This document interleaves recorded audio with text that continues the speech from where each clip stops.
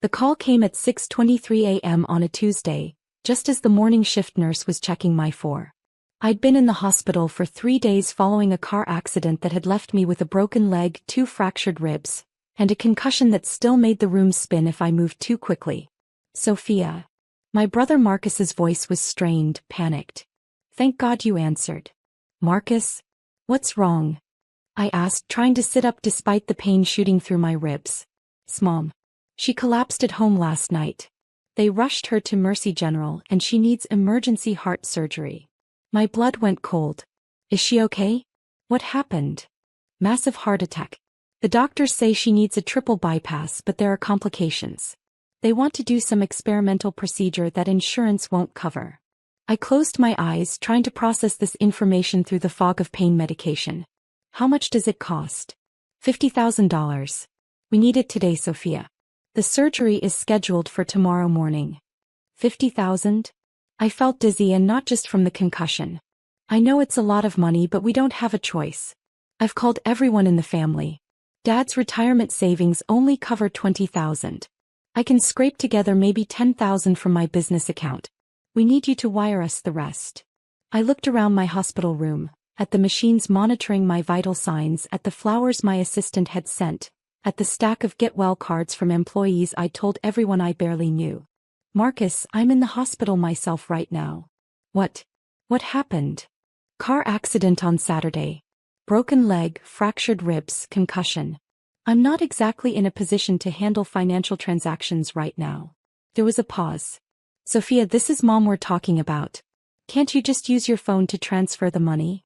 I almost laughed, despite everything. Marcus thought I could just casually wire $20,000 from my personal account like it was pocket change. He had no idea that the woman he thought was barely making ends meet as a freelance graphic designer actually had $47 million in liquid assets. But he also had no idea that I'd been anonymously covering Mom's medical expenses for the past 2 years. I can't right now, Marcus. What do you mean you can't?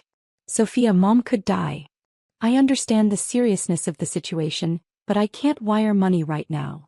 Why not? It's just a phone app. I tried to think of how to explain without revealing the truth.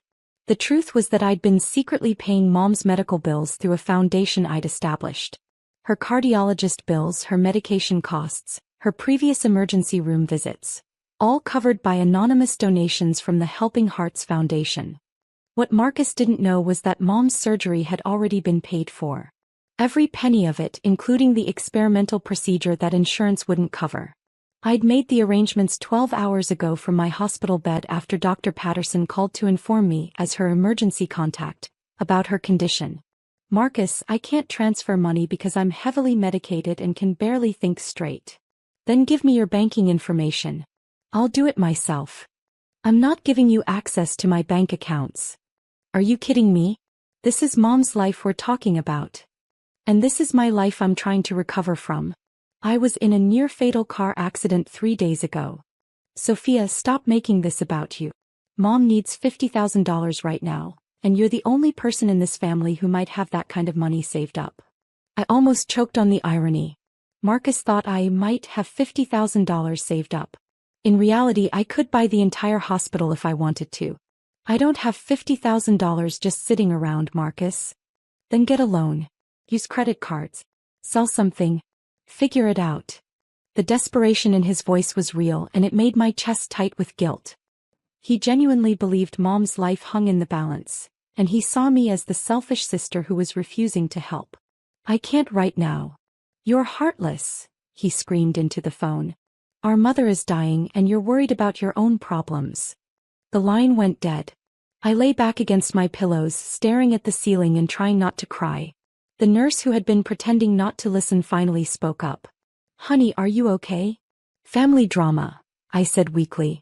My brother thinks I'm a terrible person. Is your mother really having heart surgery? Yes. And it's already paid for. He just doesn't know that. The nurse raised an eyebrow. Why doesn't he know? I looked at her, this kind woman who had been taking care of me for 3 days without knowing that her patient was actually the CEO of Chin Digital Solutions, a tech company worth $340 million. Because my family thinks I'm poor. Are you? I gestured around the private hospital room with its panoramic city view and premium amenities. Do I look poor to you? She smiled. I was wondering how a freelance graphic designer could afford the penthouse suite. Over the next hour, 3 more family members called. My sister Ashley crying and begging me to find the money somewhere. My cousin Jennifer lecturing me about family obligations. Dad quietly asking if there was any way I could help. To each of them I gave the same answer. I couldn't help right now. By noon my phone was buzzing with text messages. Marcus, I can't believe you're abandoning Mom when she needs you most. Ashley, we're going to lose her because you're selfish. Dad, disappointed in you, Sophia. This isn't how we raised you. I was reading through the messages when my assistant David knocked on the hospital room door. Miss Chin, I brought the documents you requested. David was one of the few people who knew about my complicated relationship with my family. He'd been with me for 3 years and had helped me set up the anonymous foundation that had been covering Mom's medical expenses. How is she doing? I asked. Your mother? The surgery went very well. Dr. Patterson says the experimental procedure was a complete success. She's expected to make a full recovery. The surgery already happened? This morning at 10 a.m. The Helping Hearts Foundation covered all expenses, just as you arranged last night. I felt a wave of relief wash over me. And the family? Is still at the hospital, apparently trying to figure out how to pay for a surgery that's already been completed and paid for. David handed me his tablet. The hospital billing department is confused about how to handle this. The family keeps insisting they need to arrange payment, but the bills show 0 balance due. I scrolled through the medical records. Mom's surgery had cost $73,000, not the $50,000 Marcus had quoted. The experimental procedure alone was $35,000. Every penny had been covered by my foundation. What did the hospital tell them? That an anonymous benefactor had covered all expenses. The family is demanding to know who the donor is. My phone rang. Marcus again. Sophia, something weird is happening. What do you mean? The hospital says Mom's surgery was paid for by some anonymous donor. They won't tell us who it was. That's wonderful news. Is she okay? She's fine, but that's not the point. Someone paid $73,000 for Mom's surgery, and we don't know who. Does it matter? She got the surgery she needed. Of course it matters. We need to thank whoever did this. We need to know who spent that much money on our mother. I looked at David, who was trying not to smile. Marcus, maybe you should just be grateful that someone helped when the family couldn't pull together the money. We could have pulled it together. If you hadn't been so selfish about your savings. My savings wouldn't have covered a $73,000 surgery anyway. But if you'd contributed your part, we could have made it work. I realized Marcus was more upset about the anonymous donor than he was relieved about Mom's successful surgery. His pride was hurt that someone outside the family had stepped in to help. Marcus, Mom is alive and healthy. That's what matters. No, what matters is that some stranger thinks our family can't take care of our own mother. Maybe that stranger was right. The words slipped out before I could stop them. What's that supposed to mean? It means that when Mom needed help, the family's solution was to yell at the one member who was in the hospital herself. You could have helped if you wanted to. Could I? Because I'm pretty sure I told you I was heavily medicated and recovering from major injuries, and your response was to call me heartless. There was a long pause.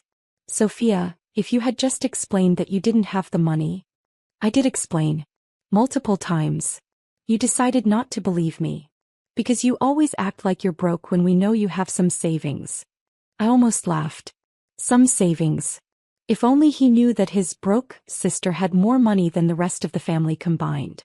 Marcus, what if I told you that the anonymous donor was someone who cared about Mom and wanted to help? I'd say that person should have identified themselves so we could properly thank them. And what if I told you that person didn't want thanks? They just wanted Mom to be healthy. I'd say that's weird and suspicious. David was shaking his head, clearly frustrated with my brother's attitude. Marcus, I'm going to hang up now. I'm glad Mom is okay, but I need to focus on my own recovery. Sophia, wait. There's something else. What? The doctors want to know about Mom's medical history.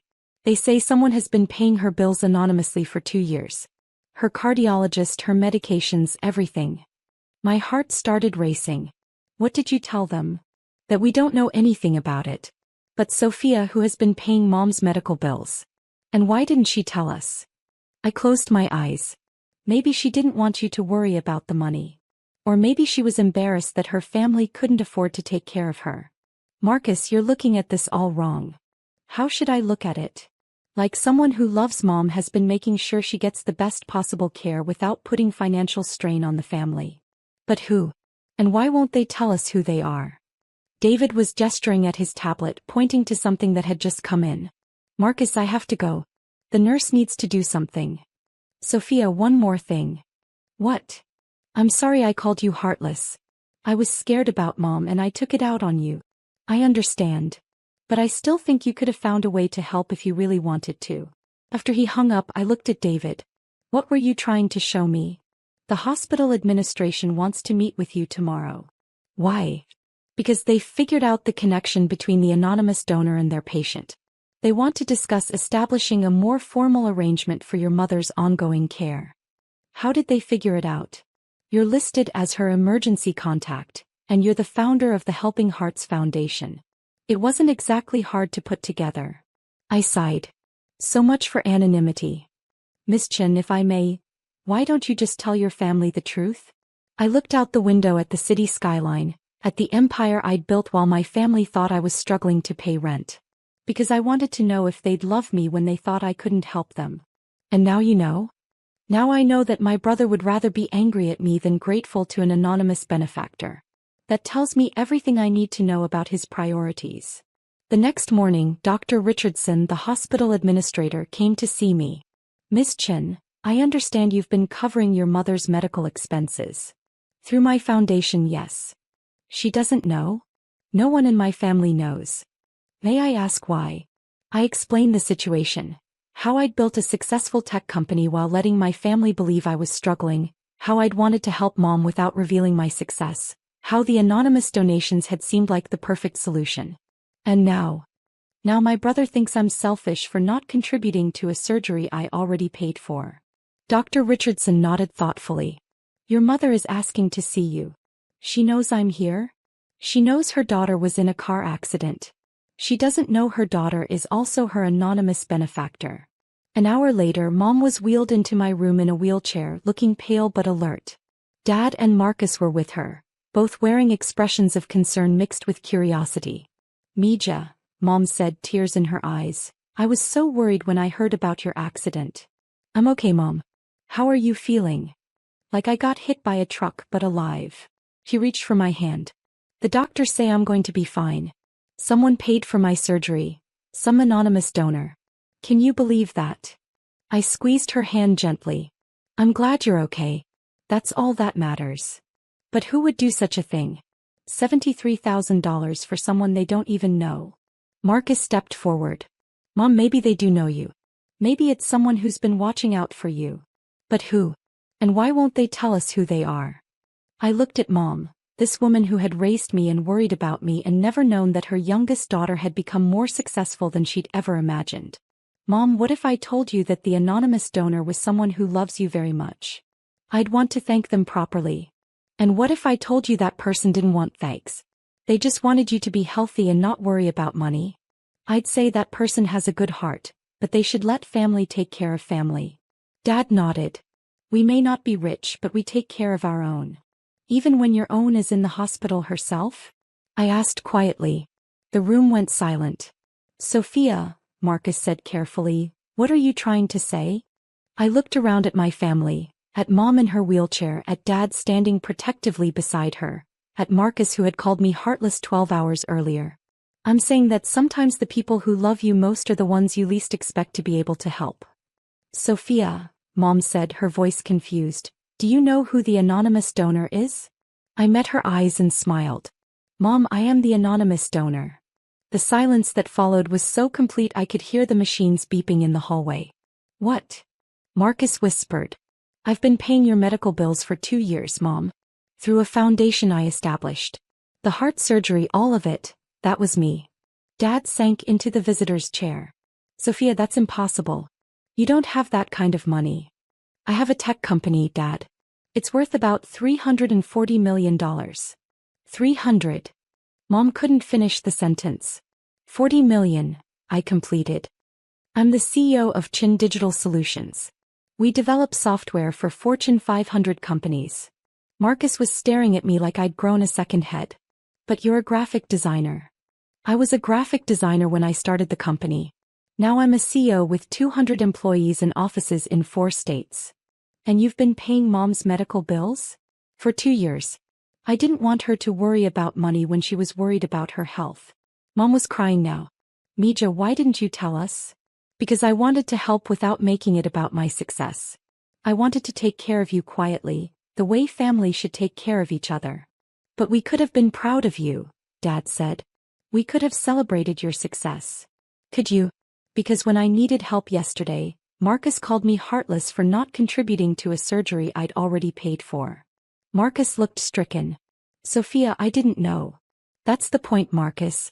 You didn't know, so you assumed the worst about me. I was scared about Mom. I was scared too.